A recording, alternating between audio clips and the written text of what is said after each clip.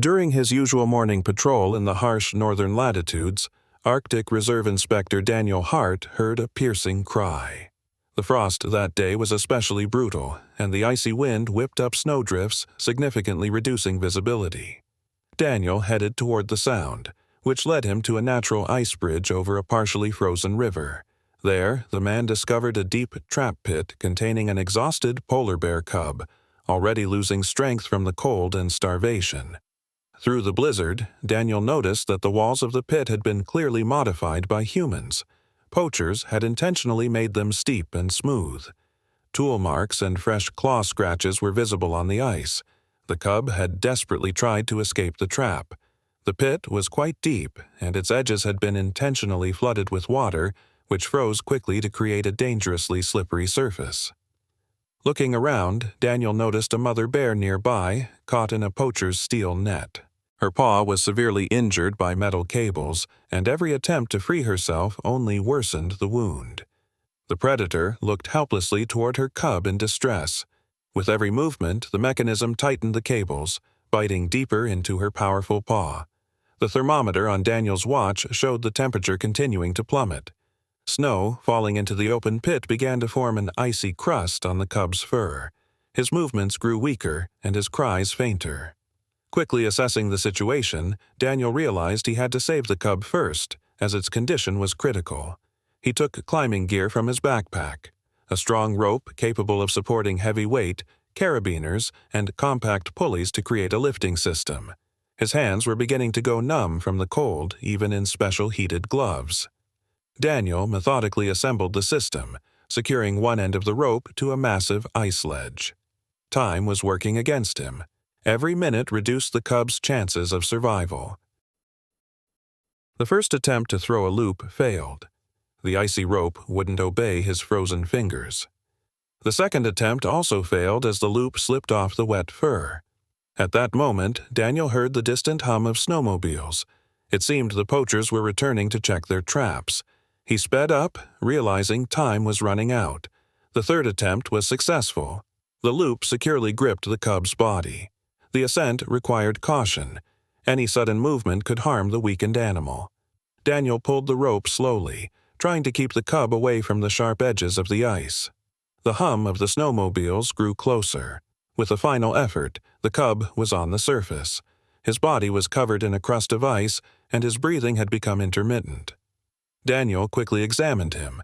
Aside from many small cuts, there were no serious injuries, but hypothermia posed a grave threat.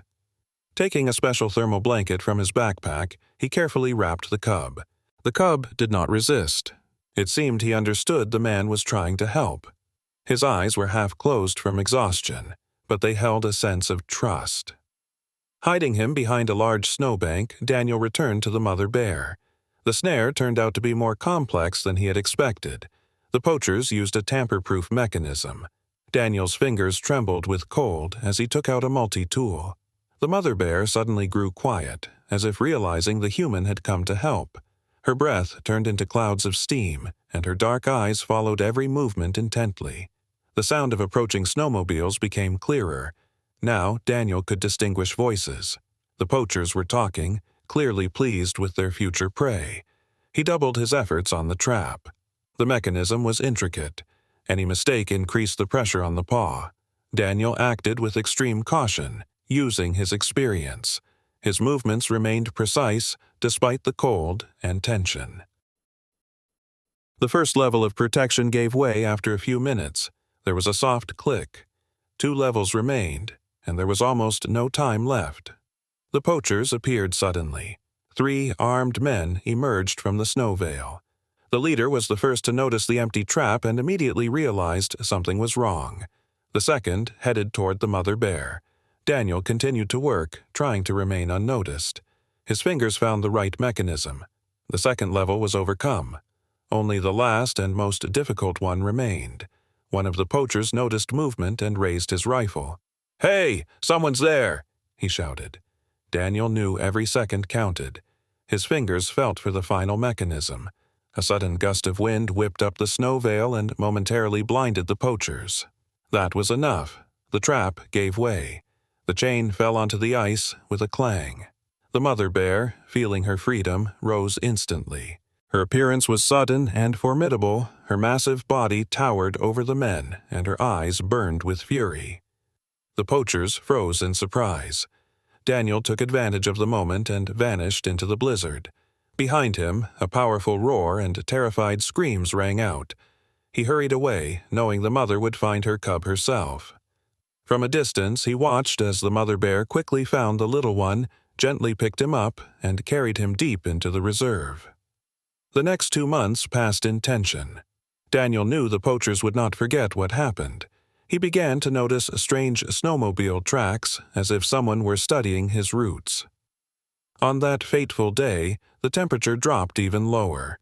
He found fresh signs of poaching activity: trampled snow, cigarette butts, ski tracks. Daniel took out his camera to record the evidence, unaware he was already being watched. The first shot sounded like a pop. It was a blank. The poachers were trying to flush him out. He lunged to the side, but 4 men had already surrounded him. Among them, he recognized the leader. "Decided to play hero, did you?" the man sneered. Daniel tried to reach for his radio, but a blow to the back knocked him off his feet. The poachers acted quickly and confidently. Ropes bit into his wrists, his backpack was searched, and his things were thrown into the snow. The radio and phone ended up in a snowdrift. The leader took out a map and pointed in a direction. "That way," he said curtly. They walked for about an hour through deep snow, heading into the desolate wilderness. The frost intensified, and the wind whipped up a blizzard. Daniel realized help was not coming. Suddenly, one of the poachers stopped. He heard something through the howling wind. The others froze too. A low growl echoed. A massive white figure emerged from the snow mist. The mother bear moved silently. By the scar on her paw, Daniel recognized her immediately. The very same one. She stood before them in all her power. "Don't move," the leader whispered, raising his rifle. No, the mother bear had already taken a position between the men and the tied-up human. Her body radiated threat. Her eyes were locked on the weapon. The poachers began to back away. Every step was accompanied by a warning growl. She did not attack, but she would not let them approach. One of them panicked and jerked. The mother bear immediately escalated the threat. She stepped forward. That was the turning point. Fear won. "Let's go!" the leader shouted. The men turned and ran, dropping their gear. Their footsteps gradually faded. The mother bear remained motionless until the danger vanished. Then she turned to Daniel. Despite his fear, he did not move. She came closer, stopped, and sniffed him. In her gaze was recognition. She remembered. The mother bear tilted her head and began to carefully gnaw through the ropes. Her fangs worked with surprising precision, never touching his skin. One by one, the knots loosened until Daniel was free. Having freed him, she stepped back as if giving him time to recover. He slowly stood up, rubbing his wrists. "Thank you," he said quietly. The mother bear tilted her head as if she understood. A strange bond had formed between them, 2 beings who had saved each other. Daniel realized he had witnessed something incredible, a predator showing memory and gratitude. The mother bear didn't just recognize him, she repaid her debt. After standing for a moment, she turned and walked into the snowy desert.